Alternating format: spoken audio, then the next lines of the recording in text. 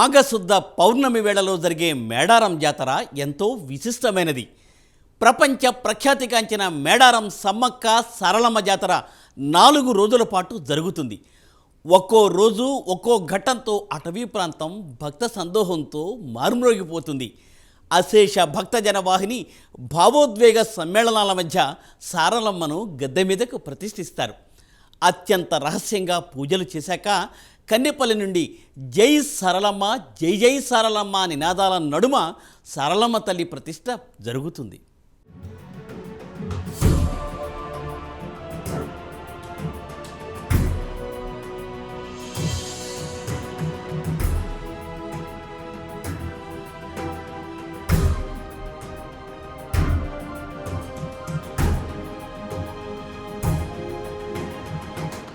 సమ్మక్క సారలమ్మ మహా జాతరలో ప్రతి ఘట్టానికి ఓ ప్రత్యేకత ఉంది. అమ్మవార్లకు ప్రీతిపాత్రమైన మాఘశుద్ధ పౌర్ణమికి ముందు బుధవారం నాడు వనదేవతల వారంగా భావిస్తారు.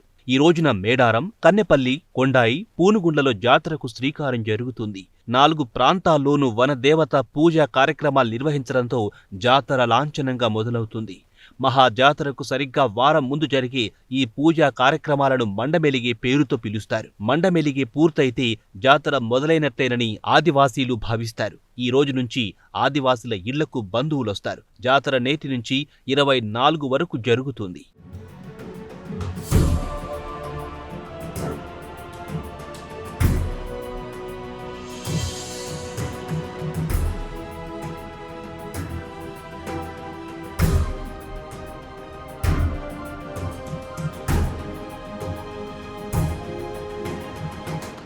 ప్రపంచంలోనే అతిపెద్ద గిరిజన జాతరగా మేడారం జాతరకు పేరుంది. 2 ఏళ్లకోసారి జరిగే ఈ జాతరకు ప్రతిసారి కోట్లాది సంఖ్యలో భక్తులు హాజరవుతూ ఉంటారు.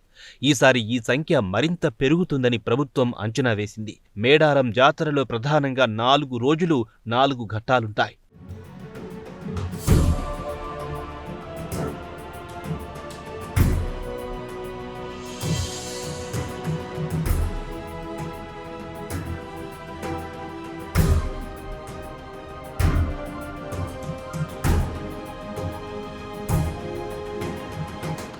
కన్నెపల్లి నుంచి సారాలమ్మను తీసుకురావడంతో జాతర ఊపందుకుంటుంది. సమ్మక్క కూతురైన సారాలమ్మ నివాసం కన్నెపల్లి నుండి మేడారం గద్దెలకు సుమారు 3 కిలోమీటర్ల దూరంలో ఉండే ఈ గ్రామంలోని ఆలయంలో ప్రతిష్ఠించిన సారాలమ్మను ఈరోజు సాయంత్రం జంపన్న వాగు మీదుగా మేడారంలోని గద్దెల వద్దకు తీసుకొస్తారు. ఈరోజు సాయంత్రం సారాలమ్మ గద్దెపైకి రాకముందే ఏటూరు నాగారం మండలంలోని కొండాయి నుంచి గోవిందరాజును, మహబూబాబాద్ జిల్లాలోని పూనుగుండ్ల నుంచి పగిడిద్దరాజును కాలినడకన మేడారం తీసుకొచ్చి గద్దెలపై ప్రతిష్ఠిస్తారు.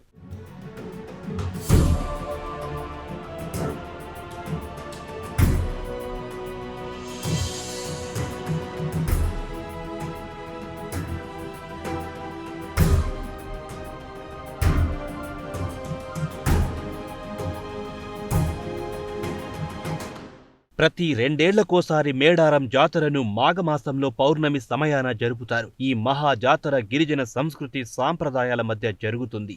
సమ్మక్క సారాలమ్మతో పాటు పగిడిద్దరాజు, గోవిందరాజులు ప్రధాన దేవతలు.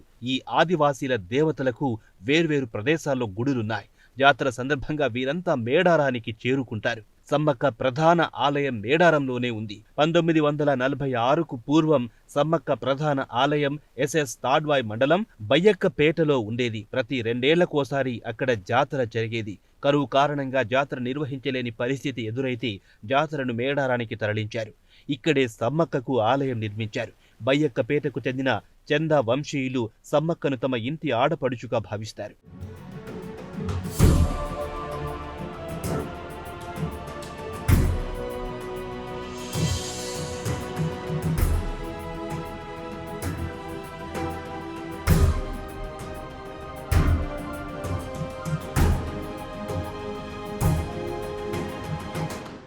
ప్రస్తుతం సిద్ధబోయిన కొక్కెర వంశాలకు చెందినవారు సమ్మక్క ప్రధాన పూజారులుగా కొనసాగుతున్నారు. సమ్మక్కకు సంబంధించి ప్రధాన పూజలన్నీ ఆదివాసి పద్ధతిలో సిద్ధబోయిన మునిందర్ నిర్వహిస్తారు. సమ్మక్కను చిలకల గుట్ట నుంచి గద్దెలపైకి తీసుకొచ్చే కీలకమైన బాధ్యతను సమ్మక్క వడ్డెగా ఉన్న కొక్కెర కృష్ణయ్య నిర్వహిస్తారు. సారాలమ్మ ప్రధాన ఆలయం కన్నెపల్లిలో ఉంది. మేడారం కన్నెపల్లి మధ్య 3.5 కిలోమీటర్ల దూరం. కాక సారయ్య సారాలమ్మ ప్రధాన పూజారి. జాతర సందర్భంగా తొలి రోజు జరిగే వేడుకల్లో సారాలమ్మ మేడారం ప్రయాణం ముఖ్యమైనది. హనుమంతుడి జెండా తోడుగా రాగా సారాలమ్మ మేడారం బయలుదేరుతుంది. మార్గమధ్యంలో జంపన్న వాగు మీదుగా కాలినడకన నడుస్తూ సమ్మక్క ఆలయానికి చేరుకుంటారు.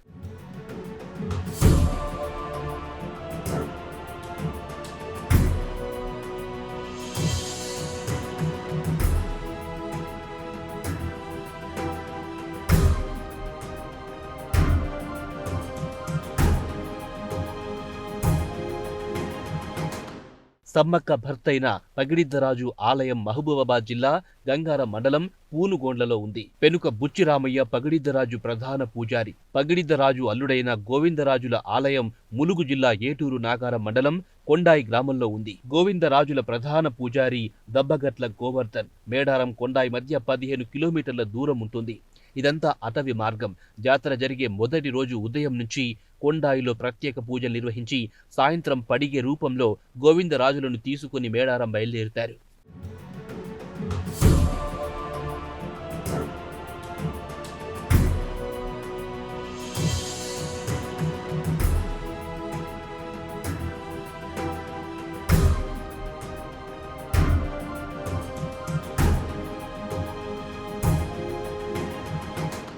జాతర సందర్భంగా సమ్మక్క పగిడిద్దరాజులకు ఆదివాసీ సాంప్రదాయం ప్రకారం వివాహం జరిపిస్తారు. జాతరకు ఒక రోజు ముందు అంటే నిన్న పగిడిద్దరాజును ఆయన స్వస్థలమైన పూనుగుండ్లలో పెళ్లి కొడుకుగా తయారు చేసి వేడుక నిర్వహించారు. ఈ రోజు ఉదయం పగిడిద్దరాజు ప్రధాన వడ్డే లక్ష్మయ్య ఇంట్లో పసుపు కుంకుమలను సిద్ధం చేసి పూనుగొండ్ల ఆలయంలో ఉన్న పగిడిద్దరాజు పడిగెను ప్రయాణం మొదలు పెట్టారు. నేటి మధ్యాహ్నం వరకు వడ్డే ఇంటి నుంచి పసుపు కుంకుమ కొత్త బట్టలతో మేడారం ఆలయానికి చేరుకుంటారు. బయలుదేరే ముందు యాటను బలిచ్చి ఆదివాసీ సాంప్రదాయంలో ప్రత్యేక పూజలు నిర్వహిస్తారు. అనంతరం కొత్త బట్టలు తొడిగి పడిగే రూపంలో వివాహానికి సిద్ధమైన పగిడిద్దరాజును కాలినడకన మేడారానికి తీసుకొస్తారు. నిన్న రాత్రి తాడ్వాయ్ మండలం లక్ష్మీపురం గ్రామానికి చేరుకుని అక్కడ పెనక వంశీయుల ఇంట్లో బస చేసిన పగిడిద్దరాజు నేడు సాయంత్రం గద్దెలపై ప్రతిష్ఠించబడతారు.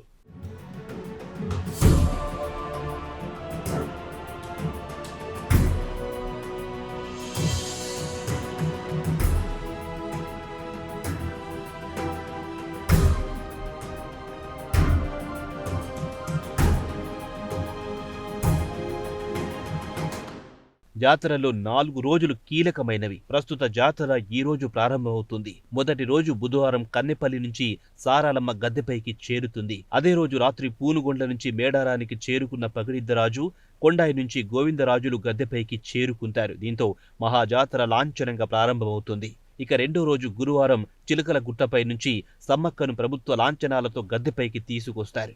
సమ్మక్క గద్దెలపైకి చేరడంతో జాతర పతాక స్థాయికి చేరుకుంటుంది. మూడో రోజు శుక్రవారం గిరిజనుల ఆరాధ్య దైవాలైన సారాలమ్మ సమ్మక్కలు గద్దెలపైకి చేరడంతో శుక్రవారం తల్లులకు మొక్కులు చెల్లించుకునేందుకు భక్తులు భారీగా తరలి వస్తారు. చివరి 4వ రోజు శనివారం గద్దెలపై ఉన్న తల్లులకు మొక్కుల అనంతరం సాయంత్రం 4 గంటల తర్వాత సమ్మక్క చిలుకల గుట్టకు, సారాలమ్మ కన్నెపల్లికి, పగిడిద్దరాజు పూనుగొండ్లకు, గోవిందరాజులు కొండాయికి తిరుగు పయనమవుతారు. దీంతో మేడారం మహాజాతర ముగుస్తుంది.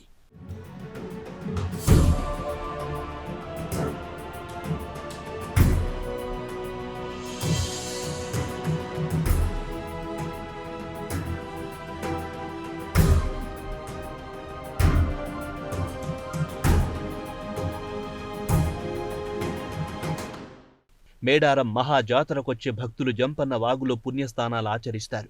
సుమారు 1.5 కోటి భక్తులు మేడారం జాతరకొస్తారు. జంపన్న వాగులో పుణ్యస్థానాలు చేసిన తర్వాతే తల్లుల దర్శనానికి వెళ్లడం సాంప్రదాయంగా వస్తోంది. మేడారంలో జంపన్న వాగుపై ఉన్న జోడు వంతెన నుంచి 10 కిలోమీటర్ల వరకు భక్తులతో జంపన్న వాగు జనసంద్రమవుతుంది. మేడారం, నార్లాపూర్, ఊరట్టం, కన్నెపల్లి, కాల్వపల్లి, రెడ్డిగూడెం ప్రాంతాలన్నీ కూడా జంపన్న వాగు సమీపంలో ఉండడంతో ఇక్కడ పుణ్యస్థానాలు చేసేందుకు భక్తులు క్యూ కడతారు. ఇసుక వేస్తే రాలనంతగా జనంతో జంపన్న వాగు ప్రయాగ్ రాజ్లోని గంగా, యమున నదుల్లో జరిగే కుంభమేళాను తలపిస్తోంది. దీంతో తెలంగాణ కుంభమేళాగా మేడారం జాతరను పిలుస్తున్నారు. ఒక గిరిజన జాతరకు కోట్లాది మంది భక్తులు రావడం కూడా ప్రపంచంలోనే అరుదైన జాతరగా గుర్తింపు పొందుతోంది మేడారం జాతర.